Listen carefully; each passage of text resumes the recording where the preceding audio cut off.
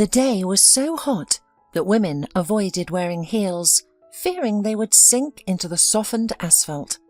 The townspeople sought shade under trees and bus stop roofs and enjoyed the coolness of store air conditioners. Inside one of the city's most famous notary offices, the heat was even more intense.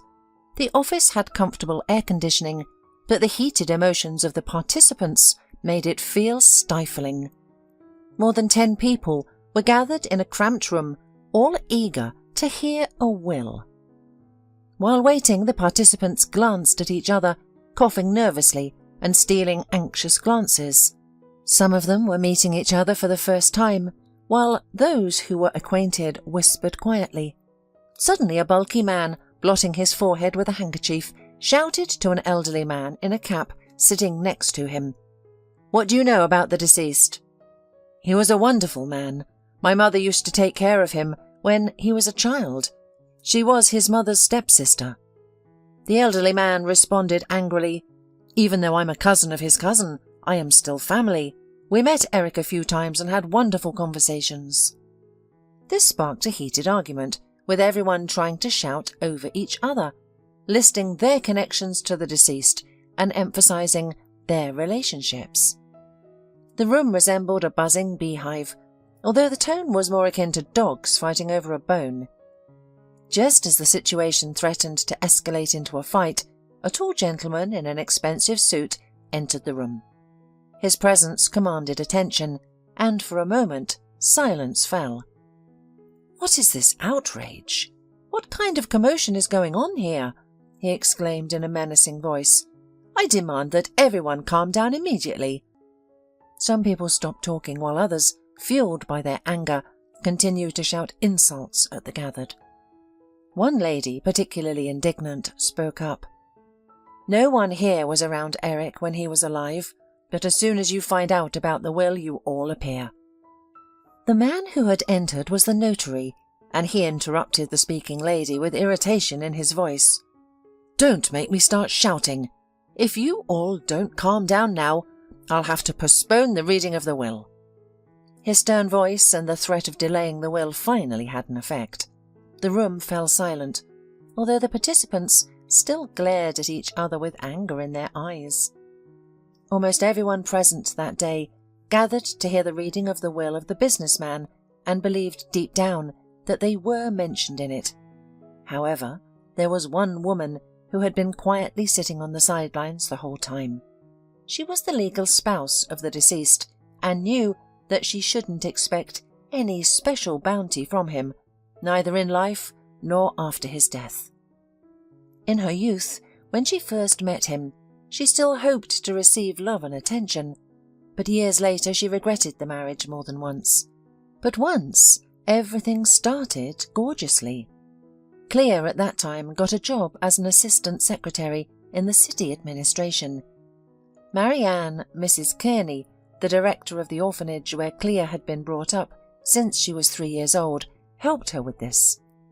Clea was a favourite of all, starting from nannies, ending with the director of the orphanage.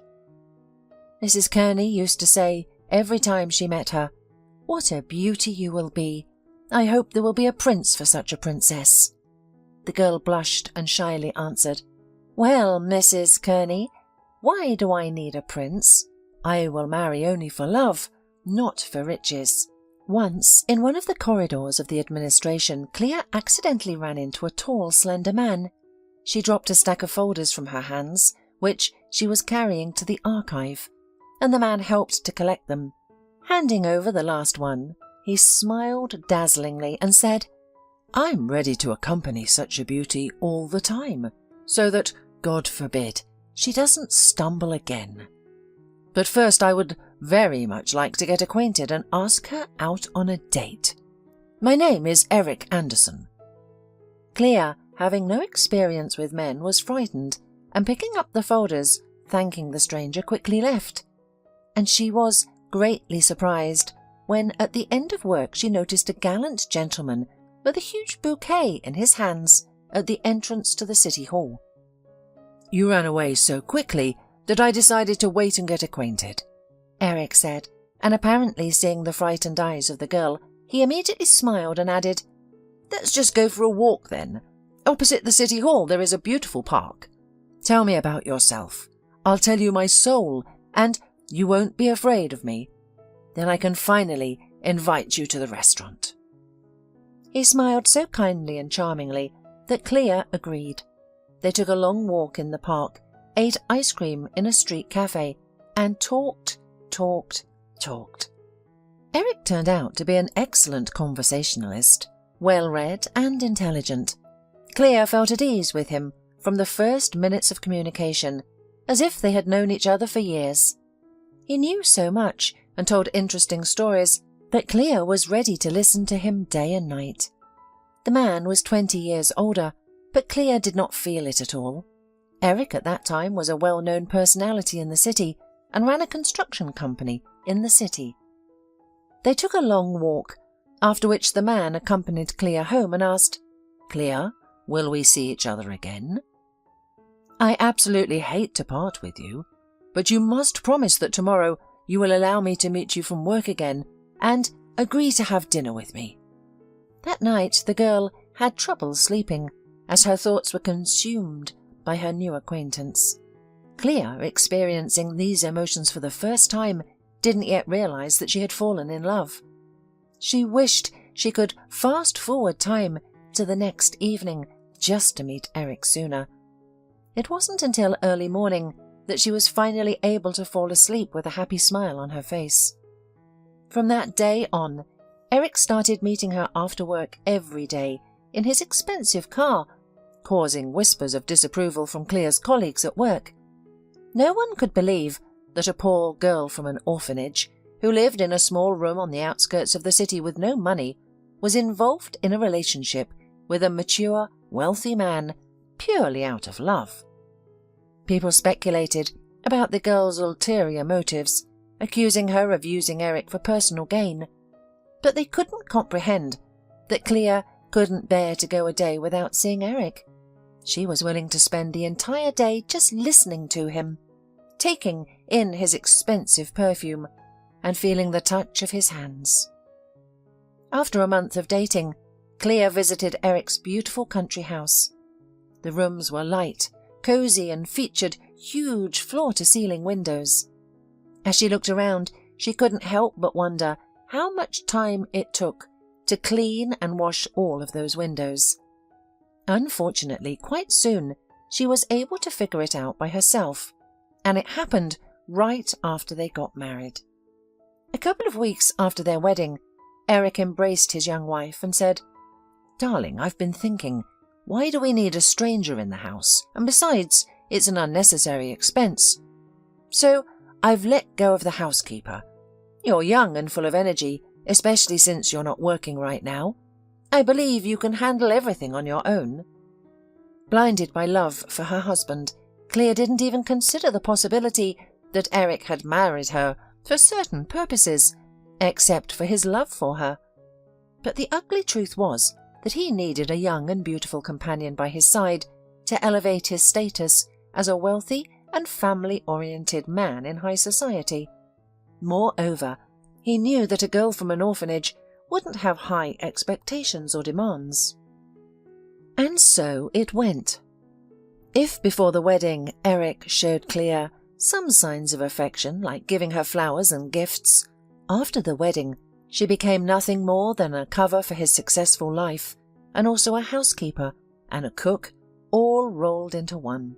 And when Clea finally mustered the courage to mention this a year into their marriage, Eric coldly dismissed her, saying, "What more do you want? You're living in paradise, a beautiful house, a renowned husband, and all the clothes you could dream of. If you're not satisfied, feel free to leave with your belongings. I've been married 4 times, and finding a 5th wife won't be a problem."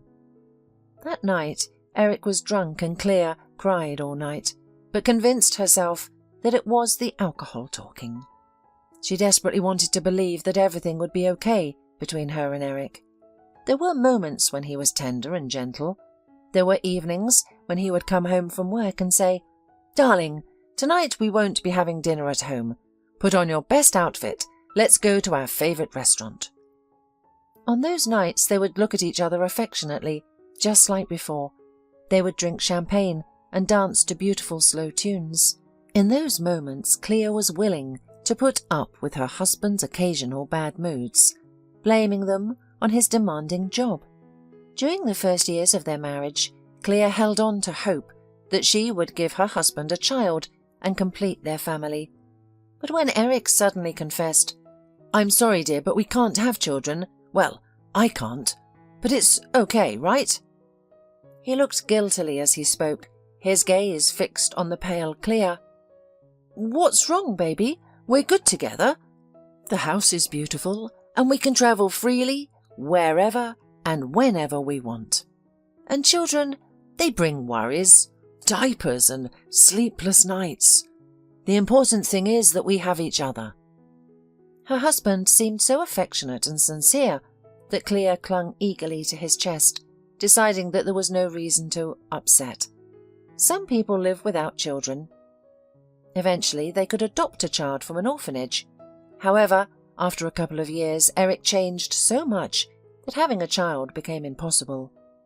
After a few years, they lived like strangers under the same roof.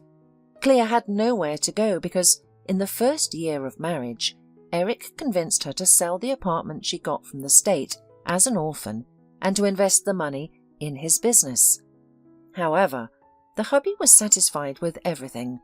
The house was clean, the meal was cooked, and there was a beautiful young wife ready to look after him for a roof over her head. Relations between them, as between a man and a woman, came to naught. Eric would often come home from work, go straight to his study, pour himself multiple large glasses of whiskey, and fall asleep at the table. Colleagues and acquaintances noticed that Eric had been giving up a lot lately, attributing it to work stress and long hours. Only Clea, his loyal wife, knew that his mood swings, irregular heartbeat, and other health issues were caused by his alcohol addiction. However, whenever she tearfully pleaded with him to stop drinking, Eric would yell at her, belittling her and reminding her of her dependence on him. "What are you trying to tell me, you beggar? Be happy that I have not divorced you yet. Shut up and know your place. You're the wife of an honourable man in town. Without me, you're nothing." Eric's mother shared the same opinion. Coming periodically to visit her son, instead of greetings she began to sling mud at her daughter-in-law right from the doorstep. "Eric, why did you take this beggar on your back?" she used to say to her son, artistically wiping a non-existent tear from her cheek. "How can a person who has never had a house of his own creation comfort? She's completely tasteless. In clothes, in food, in the interior. You'd better marry my friend's daughter. She has a good education and comes from an honourable family of professors. And by the way, she's still single." Clea endured all of this silently, pretending not to notice her mother-in-law's insults. But she did not have a job. Her husband insisted, and she had no friends and relatives either, so she had to listen to all these unflattering speeches in her address. This continued until Eric's death. Even at the notary's office, the grumpy mother-in-law continued to look at Clea as an enemy.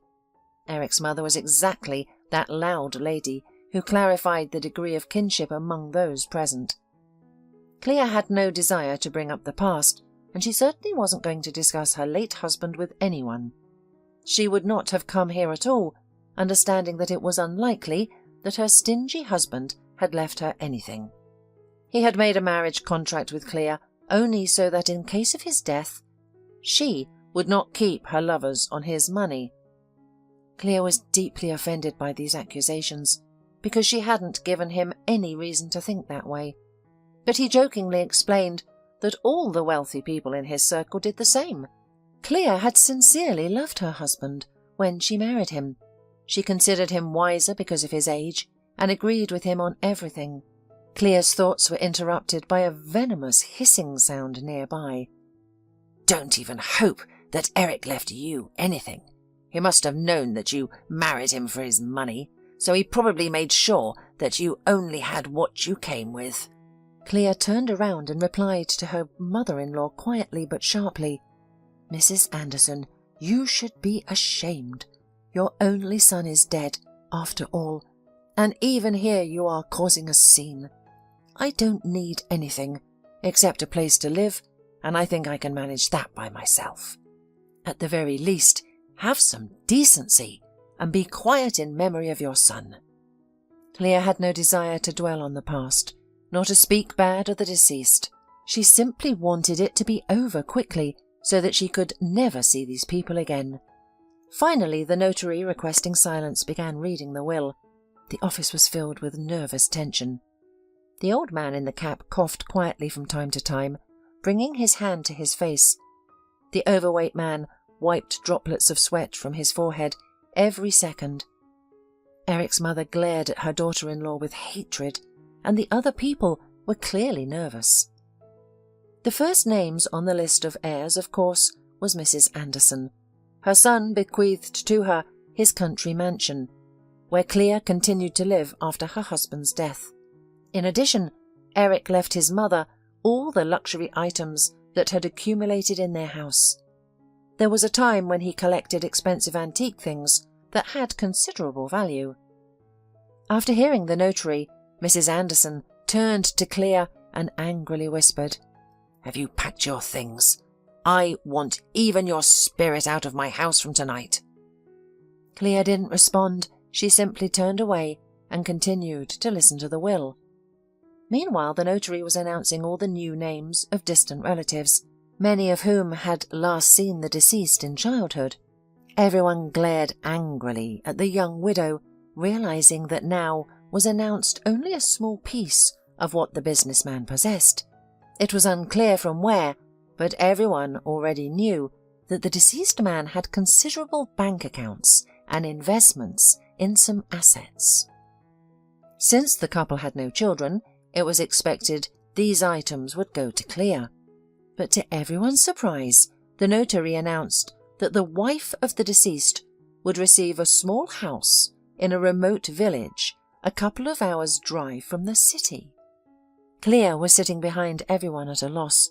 She had expected various things from her stingy husband, but she had never expected this. Clea was aware of that dilapidated hovel. Shortly before his death, her husband came home drunk, upbeat, and began boasting from the doorstep.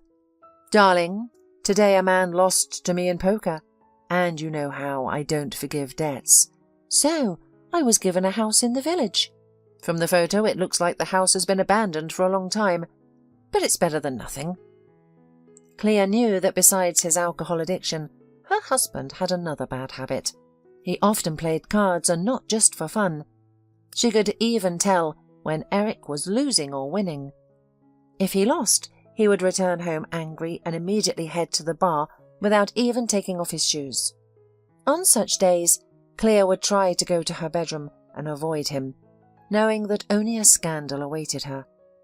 If Eric won, he would shout from the doorstep, "Wifey, I'm home, and I'm hungry as a wolf. Your man came home with spoils today." On one such day, he mentioned an abandoned house outside the city, but Clea could never have imagined that this would be all her husband would leave to her after his death. The first one to regain her composure was Eric's mother. Approaching her daughter-in-law, she hissed maliciously, "You don't seem happy. Be grateful that Eric at least left you this. Did you think you could live happily ever after on Eric's savings? No, that's not how it works. My son wasn't a fool, and he did the right thing. You lived like a lady for long enough. Go back to your miserable world." Clea, not wanting to hear any more, rushed out into the corridor and sat down on a bench, sobbing silently. She could hear the scandalous, overweight man discussing her. What did she expect? They marry the men who are fit to be their fathers and think they've caught the bird of happiness by the tail. Let her try to live without Eric. I bet she can't even work. Clea cried even harder. She felt bitter and offended towards her husband, with whom she had lived for over 10 years, 8 of which were a living hell. Eric decided that her attitude to him and her love for him was worthy only of an old ruined shack. Although he knew perfectly well that if anything happened, she would have nowhere to live. He was the one who had convinced her to sell her only home, and he was the one who had insisted that she quit her job. As a result, she was now left without a source of income or a roof over her head. Clea couldn't remember how long she had been sitting in the corridor of the notary's office, but after calming down a bit, she decided to forget everything as a terrible dream and try to start her life anew. First of all, she thanked herself for her foresight because she had managed to save some money from the household money her husband had given her. It was as if she had a premonition that she needed to rely only on herself. She had been saving a little bit every time for the past 5 years. She used the money to rent a small one-bedroom apartment on the outskirts of the city and began searching for a job. With limited experience and education, it was difficult to find something decent. That's when she remembered the orphanage.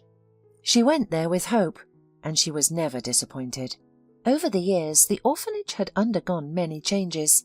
The premises were modernly renovated, and everything was clean and cozy. Many employees remained the same, and at first didn't recognize the stately, well-groomed woman who was once their ward. Clea found the director in her office. Mrs. Kearney was busy with something, scrutinizing the text on the computer. The principal took off her glasses and immediately exclaimed happily, "Oh, my Clea has arrived. I didn't expect you. I thought maybe she had children and couldn't visit us. Come in, sit down. Tell me, how are you doing? How many children you have? And how's your husband? I heard you married well. You look just like in a picture." Clea shared her entire story and in the end cried. Mrs. Kearney stroked Clea's head, just like she did in her childhood, and whispered, "You're my girl. Why were you punished like this? It's true what they say. Even in a golden cage, there is bitterness." Then she suddenly said to Clea, "You know what, Clea? Come and work for us. For now, you can work as a nanny in the junior group, and then I'll give you a recommendation to study to become a teacher. You can also live here. We have a staff room. You can save everything, even though the salary is small." And so Clea started working the next day. The woman was delighted to take care of the children. The kids were all under 3 years old, and from the very first moment they loved Clea as if she were their own mother. Yielding to Mrs. Kearney's persuasions, Clea moved to the orphanage. She was given a beautiful room on the second floor of the building, with fresh repairs and new furniture. The room had everything necessary, although there was nothing superfluous. A spacious closet with a mirror, a bed, a couple of chairs, a table, and a new TV mounted on the wall were all that the room contained. But Clea didn't need much more than that. It was certainly not the luxurious chamber of her former husband, but a quiet and peaceful place, where Clea could be alone with her thoughts. However, she tried to spend as much time as possible at work and only returned to her room at night. The woman finally began to distance herself from the events of the past and less frequently reminisced about her previous life. Several times she thought about the inherited house in the middle of nowhere and considered giving up such a meagre inheritance. But luckily she had mentioned it to Mrs. Kearney, and the wise and experienced woman immediately exclaimed, "What are you thinking, Clea? It's still a piece of real estate. You should go and see for yourself what kind of house it is. Maybe it's not as bad as you think. You can always sell it if you don't want to live there. Don't refuse it. Tomorrow, girl, you have the day off. Go and see what you've inherited, and then decide what to do with it." The next morning, Clea took the first bus to the countryside. She had not expected the place, only 2 hours away from the city, to be so abandoned. The road was in such a terrible condition that it seemed impossible for cars to drive on them. Most of the houses in that village were abandoned. Only 10 houses appeared to be inhabited, but Clea didn't see any residents around. The house turned out to be the second from the end of the village, and it looked very shabby and unpleasant. The run-down fence barely enclosed the grounds anymore, and it seemed like the whole fence would fall straight to the ground as soon as she opened the gate. Surprisingly, that didn't happen. Timidly, Clea entered the property and began to examine the house, although it was difficult to call it a house. The faded, greying structure seemed like it could collapse at any moment, and the windows were criss-crossed with shapeless wood, with some of the glass broken. Above the entrance was a gaping dower instead of a window frame of the attic, and as Clea approached, a flock of black crows flew out from there, cawing loudly. Scared, Clea took a step back. However, she decided to still inspect the inside of the structure and took out the key given by the notary. The door looked like it had been attacked with a knife and had numerous chop marks. There wasn't even a handle on the door, but Clea turned the key in the keyhole and struggled to open it. The inside of the hut was no better than the outside. The hallway was filled with all sorts of junk that Clea had to step over squeamishly to get into the living room. The 3 bedrooms in the house were similar to each other, with faded and horribly dirty wallpaper. Most of the furniture was broken, giving the impression that there had been a terrible fight, or the house had been ransacked. Empty bottles and shards of dishes littered the dirty floor. Clea wanted to turn around and run away from this place without looking back. However, her attention was drawn to a small door on the floor right in the middle of one of the rooms. After hesitating for a while, Clea decided to check what might be inside. Surprisingly, the wooden door yielded effortlessly, and Clea saw a staircase leading to the basement. Her imagination painted a picture of a hidden treasure in the cellar, and she felt that going downstairs might reveal some secret or mystery. However, her excitement quickly faded as she discovered that the cellar was just as dirty and smelly as the rest of the house. It was filled with a pile of junk and rags, and nothing else. Angry and disappointed, Clea was about to leave when she noticed a makeshift bed made of plywood and wood. It stood in the farthest and darkest corner, which is why it hadn't caught her eye immediately. Next to the bed was a chair with a broken leg and a nightstand with only one intact drawer. Curiosity getting the better of her, Clea approached the bed. It had a dirty mattress and a crumpled blanket, suggesting that someone had recently lived there. With a sense of disgust, she began to search through the contents of the room. Clea lifted and shook each rag, hoping to find something, although she wasn't sure what she was looking for. Suddenly, she noticed some writing on the edge of a rag like a sheet. In a note, someone had tried to communicate that they were being held against their will and asked her to call a specific phone number. Back in town, Clea immediately dialed the number. On the other end, a woman burst into tears upon recognizing the reason for the call. Clea was frightened and didn't know what to do, but then a trembling male voice sounded on the receiver. "Please tell me where this house is. I will come for you right away. Just tell me your address. My son disappeared 6 months ago, and it's likely that's where the kidnappers kept him." Just an hour later, an expensive car pulled up at the gates of the orphanage, and the man who got out of it introduced himself as Mr. Neenan. During the ride, Mr. Neenan shared with Clea that his only son was his source of happiness and pride. In his 30s, he had achieved a lot and was glad to assist his father in business. But one day, Taylor didn't return from his weekly tennis practice. Mr. Neenan continued with a trembling voice. "He wasn't there in the evening or the next morning. His phone was disconnected. All that was known was that he left the sports club, got into his car and headed home." After a moment of silence, Mr. Neenan took a sip of water from a bottle nearby and continued speaking. "I did everything and went everywhere to find my son. I used my security service and hired detectives, but no one could find my boy." Upon arriving at Clea's house, where Taylor was held, Mr. Neenan tearfully searched every inch of the shabby dwelling, not caring about staining his expensive suit.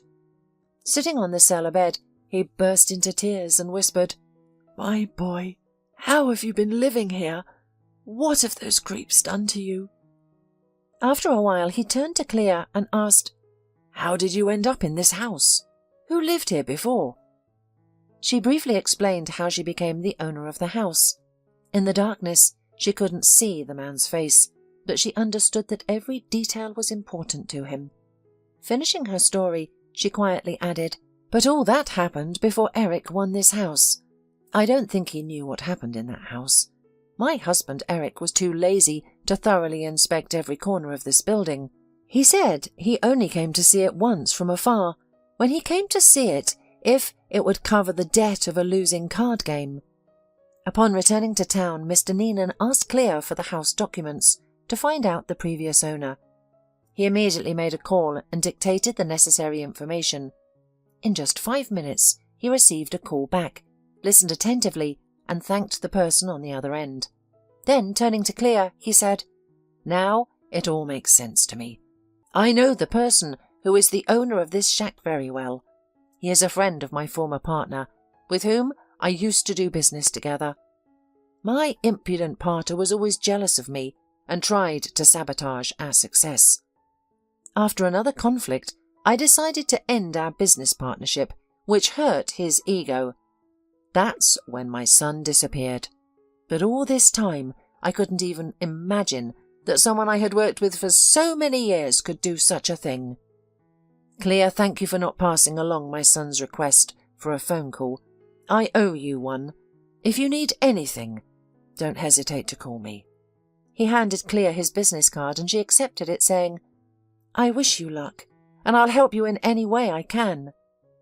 Mr. Neenan's former business partner was quickly found, and a case was opened against him. During the trial, he proved to be a cowardly person and confessed everything during the first interrogation. It turned out that he had kept Taylor at his friend's house for several months until he lost the house in a card game. After that, he was forced to move the poor guy to another location, which he revealed immediately during the interrogation. Soon, Taylor was rescued, but his health deteriorated greatly after his imprisonment. The once athletic young man had become almost an invalid. His legs, which had been shackled for more than 6 months, were badly damaged and had already begun to rot. If not treated in time, it led to sepsis. Thanks to Mr. Neenan, Clea was informed about everything that was happening. He started visiting the orphanage frequently, several times a week, to bring books, toys, and clothes for the children. At some point, Clea noticed that every time he came to the orphanage, he tried to find the director and speak with her. After the sponsor left one day, Clea approached Mrs. Kearney with a smile and said, "Well, you predicted a rich groom for me, and it looks like you met such a one. Mr. Neenan seems to have his eye on you." The director blushed and waved her hand dismissively, replying, "Oh, come on, Clea, what groom? At my age? I'll spend the rest of my day with my cats, probably." One day, Clea visited Taylor. He was admitted to the city's most expensive clinic. Mr. Neenan was willing to pay any amount to see his son recover. However, some things cannot be bought. Mr. Neenan was sitting in the hall and staring wordlessly at his smartphone. "I'm very upset, Clea. Taylor's condition is not well. Time is of the essence, and they can't find enough blood for him. I can't help him. You see, Taylor is not my biological son. My wife and I deeply loved each other and wanted a big family with many children. Unfortunately, that dream never came true. That's when we decided to adopt a child from the orphanage. The moment my wife saw Taylor, she knew he was meant to be ours. By the way, Taylor doesn't know that he is adopted. Unfortunately, my wife passed away when Taylor had just started college. It was a devastating tragedy for me, but I realized I had to live for Taylor's sake." After listening attentively, Clea softly asked, "What blood type does he need? Maybe we can find a match among people we know." When she heard the answer, Clea couldn't believe her ears. The blood type was an exact match with hers. Overwhelmed with emotions, he hugged her tightly, and tears filled his eyes. "You're amazing! You've saved us once again! I owe you my life!" So, Clea became a blood donor for Taylor, and now all there was left to do was wait. A week later, Clea visited Taylor again. Suddenly Mr. Neenan entered the room, looking somewhat bewildered, holding a white form with some data. Clea sensed that he might collapse at any moment. Without hesitation, she rushed to his aid, supporting him under his arm and helping him to sit on the armchair. She quickly poured a glass of water and handed it to him. Mr. Neenan took a few sips, expressed his gratitude and returned the glass. After a brief moment, he looked directly into Clea's eyes and said, "I don't know why, but I made a DNA test. The test results have come back. You and Taylor are brother and sister." Hearing this, Clea automatically drank water in a volley from the glass she was holding at that moment. She had a brother. But how did this happen? It was beyond her comprehension. Seeing Clea's confusion, Mr. Neenan took her hand and spoke softly. "We will find out the reasons, but right now we need to save Taylor." A few days later, Mr. Neenan provided answers to all Clea's questions. He hired a detective who was able to quickly uncover the truth. It turned out that Clea and Taylor's parents had tragically died in an accident when the twins were just over a year and a half old. The babies were taken in by their paternal grandmother, who later passed away from grief. Thus, at the age of almost 3, they ended up in an orphanage. At that moment, Mr. Neenan and his wife came to the orphanage looking for a child, and they immediately liked Taylor. Unfortunately, the director just didn't tell them that Taylor had a sister. "We would never have separated you," the man apologized. "In fact, we would have happily taken both of you, but nobody informed us." Clea started to remember. In her early childhood, there was often a boy by her side, but over the years she had forgotten what he looked like. However, at times, he appeared in her dreams at night, though she never realized he was her brother. Clea was waiting impatiently for Taylor to come to his senses and gain strength, and now at last that moment had come. She rushed to him and hugged the bewildered man. Sniffling and wiping away her tears, she told him everything she had learned from Mr. Neenan. Standing at the threshold of the ward, Mr. Neenan watched them cry in each other's embrace. He had come to a decision. He would never let the sister and brother be separated again. Clea had become as dear to him as his own son. So after everyone calmed down a little, he said that now he was strongly opposed to the idea of Clea living in an orphanage. "Clea, I don't mind if you continue working there. Children are always a blessing. But you can live with me and Taylor. Our house is huge. There's enough space for everyone. Plus you will be closer to your brother." However, Clea firmly refused, arguing that they didn't need to live together to see each other often. She also mentioned that she had her own little house in the village, even though she knew it was impossible to live in such a dilapidated place. So, days passed after days. Clea often visited her brother in the hospital, taking care of him as if he were a baby. Sometimes she carefully fed him with a spoon. "Why are you treating me like a baby?" he asked with a smile. "I can take care of myself. Believe it or not, I learned to use a spoon and fork on my own about 30 years ago." Playfully, Clea declared, "I see how independent you are now, lying here all bandaged up. Once you're on your feet, you'll have to do everything yourself.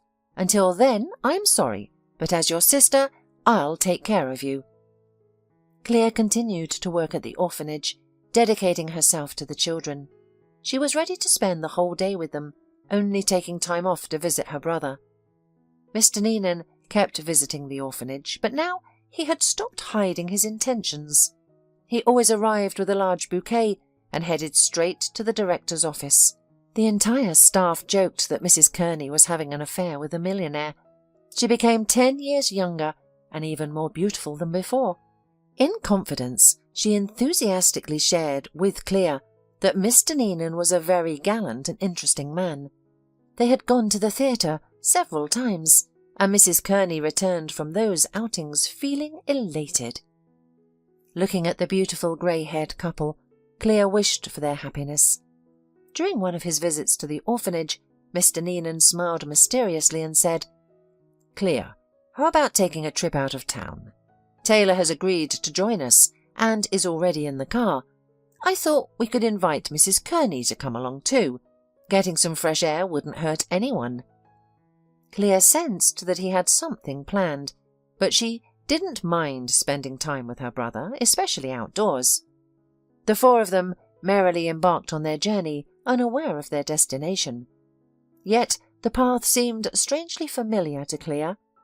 The places appeared the same, only much had changed. Instead of a bumpy road, the car smoothly travelled on new asphalt.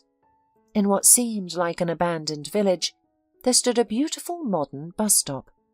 Clear had already imagined an old, dilapidated house, inherited from her late husband, but to her surprise, a new wooden house stood in its place. In front of the house was a perfectly manicured plot of land with a lawn and a couple of flower beds. Instead of a crooked fence, a new hedge adorned the property. Clear couldn't believe her eyes. Mr. Neenan, noticing her confusion, gently took her hand and placed the key in it, saying, "Since you don't want to live with us, you'll have your own separate house. I hope everything is mostly taken care of, and the rest you can settle on your own." Tears filled Clear's eyes as she stood there, afraid to take a step. Mrs. Kearney approached, hugged her by the shoulders and whispered, "Come on, my dear. Go ahead, open the door. You deserve it. And don't forget to invite us for a visit." Clear timidly climbed up onto the porch and inserted the key into the keyhole with a trembling hand. The broken door to the creepy hut and the rusty lock were no more. Instead, there stood a brand new door with a beautiful carved handle and a bell on her right hand.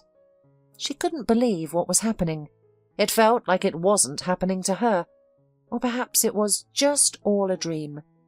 Carefully and slowly, she began to explore the house meter by meter. Everything inside was perfectly matched. The curtains, furniture, and dishes were all new. It felt as if they were bought with love.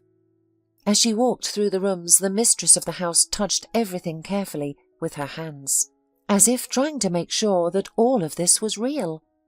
She was brought back to reality by her brother's voice. "Well, hostess, will you at least give tea to the guests?" he asked with a smile, leaning on crutches at the entrance. Behind him, supporting Mrs. Kearney under his arm, was Mr. Neenan. "By the way, I bought some groceries," he added, and went to the car.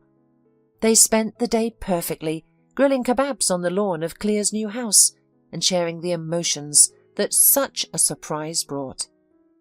"I couldn't even imagine that it could be so beautiful here," Clear exclaimed, enthusiastically. "Thank you so much, Mr. Neenan. I don't even want to leave the house." Mr. Neenan immediately looked at Mrs. Kearney and smiled.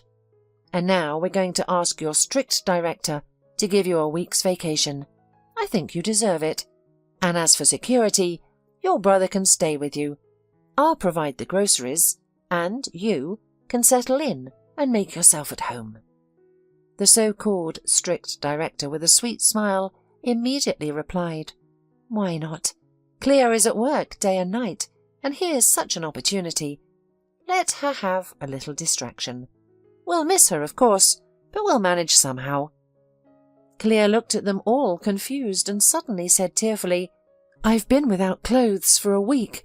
I need to change. So that's impossible, probably." But Mr. Neenan, winking at his son, replied, "We've thought of everything. I hope we guessed your sizes." In one of the rooms, which was made to be your bedroom, there's a closet with everything you need. Blouses, pants, tracksuits, and even pyjamas. I had to get Marianne to help me buy all sorts of feminine things. There's enough food in the kitchen for a couple of days, and then Marianne and I will come again. It was the first time he had called Mrs. Kearney by her name, and it startled her. But she looked at him affectionately in reply, and he came up to her, embraced her, and added quietly, "May I call you by name, Marianne?" The woman blushed and shyly nodded her head, averting her eyes. When Mr. Neenan and Marianne left, the brother and sister had been sitting on the porch for a long time, telling each other about their past lives. It was as if they couldn't talk enough, making up for all the lost years. It was well past midnight. Shivering from the chill, Clea said, "Let's go to bed, little brother, or we'll freeze here. We'll have plenty of time to talk. By the way, you can sleep as much as you want tomorrow, because I'm going to explore the local forest."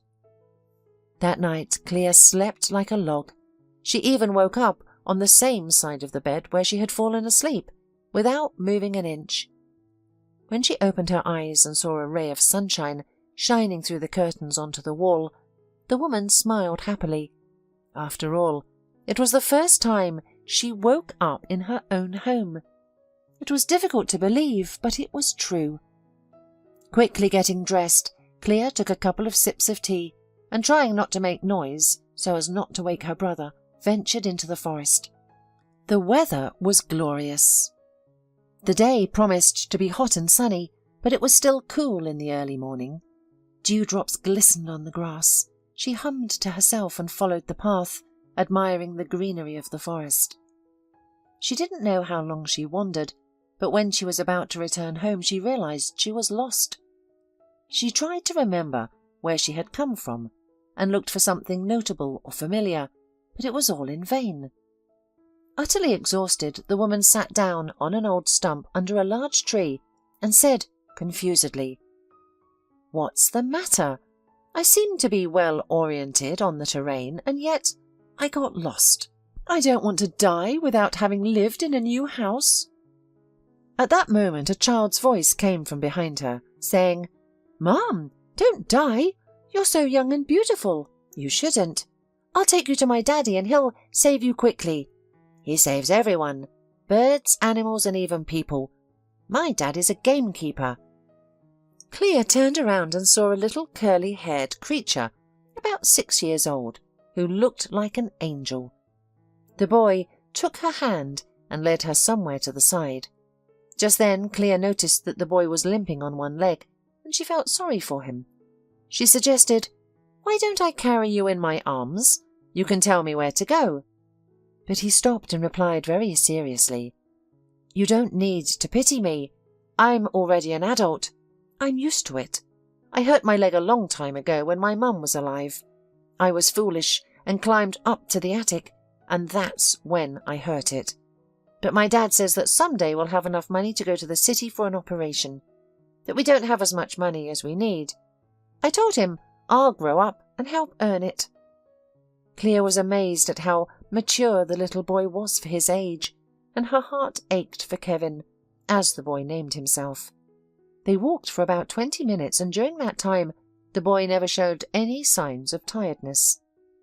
When they arrived at a large, bright clearing, with a large log house in the centre, the boy shouted, "Dad, look who I've brought! This beautiful Mom was almost crying in the woods and said she was going to die. I promised her that you would save her, and I brought her here." It was only then that Clea saw to whom he was shouting. In the far corner of the plot stood a tall young man holding an axe. He was wearing only pants and had a bare torso. Clea admired the handsome, tanned and muscular stranger, and when their eyes met, she shyly lowered her gaze. "You're right, Sonny. Such beautiful women should not die," the man said, putting down his axe. "But first, we'll give her some tea, and then we'll help her." Over tea, they got to know each other and shared a little about themselves. The man, named Patrick, was a widower. His wife had died of cancer a couple of years ago, and he was left with a little son in his arms. Unable to stay where they were happy, he became a gamekeeper and brought his son with him. Clea, in turn, shared about her not-so-happy marriage, the will, the house, and finding her brother. She was surprised at how easily she told all this to the first man she met, and found herself feeling as if she had known Patrick for many years and didn't want to part with him at all. She arrived home in the evening to find her brother's frightened face. "Why did you scare me so much?" he began indignantly. "I couldn't find peace. You were gone all day. What if something happened to you?" In reply, she smiled enigmatically and said in a mysterious voice, "Something did happen to me, brother. I think I've fallen in love. He's so strong, so handsome, so extraordinary. I could listen to his voice for the rest of my life. And he has a little boy who needs medical attention." Clea recounted in detail to her brother what had happened to her in the forest. He listened attentively and responded, "We must inform father about the little one. He will surely find a way to help him. But promise me, sister, that you won't frighten me like that again. I wouldn't be able to bear it if anything happened to you." Clea approached her brother and whispered while embracing him, "No way. We will never get lost again. I will always be there for you, not just when you need my help." Patrick and Kevin visited Clea almost every day, bringing her blueberries or strawberries or other treats. They even met Taylor and became friends. The men had plenty of topics to talk about, and Clea was delighted to be able to see Patrick every day. And every time they came, Kevin ran to Clea and, clinging with all his little body, whispered, "Clea, I miss you so much. I was sad without you." "And I am without you," Clea always whispered in return, and it was true. She didn't want to part with Patrick or the boy, and she couldn't even imagine how she could go back to the city and live without them. On their day off, Mr. Neenan and Marianne came to visit with Patrick's son as a guest. They all gathered around the table, enjoying each other's company. Marianne brought delicious pies, and Clea made a tasty mushroom soup from the mushrooms Patrick and Kevin had brought. During lunch, Mr. Neenan appeared to be agitated about something. Usually cheerful, he sat there thoughtfully, occasionally stealing glances at Marianne. Finally gathering his courage, he stood up and said, "Children, I have been contemplating and hesitating for a long time, but now I am ready. For the first time in a long time I am truly happy. I have my son with me, and now I have met a woman with whom I want to spend the rest of my life." Taking a small box from his pocket, he turned to the astonished Marianne and continued, "Marianne, though I may not be young any more, I want to ask you, in front of my children and our guests, to be my wife. In return, I promise to love you for the rest of my life." There was a moment of silence. It seemed as if Mrs. Neenan would collapse if Marianne refused, but after a brief pause, and wiping away a tear, she quietly replied, "Of course, I agree. I can't imagine life without you, either." Joyfully, he placed a ring on her finger and kissed her firmly, which made her blush and say, "What are you doing? There are children here." To this Kevin muttered under his breath, "I'm not a child, and I've already seen men and women kissing in movies." Everyone burst into laughter, but the surprises didn't end there. After everyone finished laughing, Patrick stood up. His serious expression indicated that he had also been preparing for this moment for a long time. "I didn't know how to say it, or when to say what I want to say now." The man began with concern, "But since today seems to be a day of confessions, I also want to confess in front of you all that I have developed strong feelings for someone. Clea, during this week, Kevin and I have grown very fond of you, and we don't want you to leave." Kevin immediately ran up to Clea, limping, and clung to her. He almost shouted, "Don't go away, please! I will feel bad without you, and Daddy too. I want you to be my mum forever." Patrick, smiling sadly, said, "Well, son, you beat me to it. I'd really like you to stay with us, Clea. I realize, of course, that we are still not well acquainted, but you know that Kevin and I are waiting for you eagerly." Taylor couldn't stand it any longer and cheerfully slapped himself on the knee. He exclaimed, "Gee, looking at all of you, I'd like to get married myself, but there's no one to marry yet. Clea, go for it. Patrick is a good man, he won't let you down, and he won't hurt you either." Clea, holding Kevin tightly and stroking his head, quietly replied, How can I refuse such happiness of being the mother of such a wonderful angel? A few months later, 2 weddings were taking place in one of the most expensive restaurants in the city. The brides wore light-coloured dresses, and each had little white flowers in her hair. The grooms, dressed in strict, perfectly fitting suits, gallantly offered their hands before entering the hall. But the prettiest of all was a little light-coloured boy, dressed in a cream shirt with a suit with a bow tie. He literally glowed and didn't let go of the hand of one of the brides.